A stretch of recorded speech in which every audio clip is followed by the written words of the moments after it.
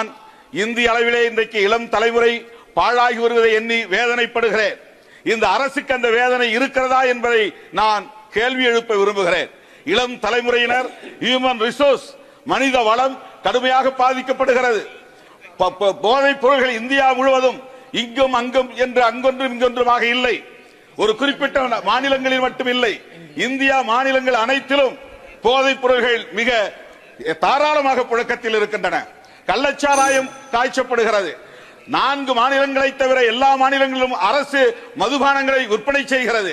இது நாட்டுக்கு செய்கிற மிகப்பெரிய துரோகம், இளம் தலைமுறைக்கு செய்கிற துரோகம், மனித வளத்தை சிதைக்கிற ஒரு நடவடிக்கை. எனவே தேசிய மதுவிலக்கு கொள்கையை ஒரு கொள்கையாக இந்த அரசு கொண்டு வர வேண்டும். இந்தியா முழுவதும் மதுவிலக்கை நடைமுறைப்படுத்த வேண்டும், போதை புழக்கத்தை தடுக்க வேண்டும் என்று வேண்டுகோள் விடுத்து இந்த வாய்ப்புக்கு நன்றி கூறி அமர்கிறேன். நன்றி, வணக்கம்.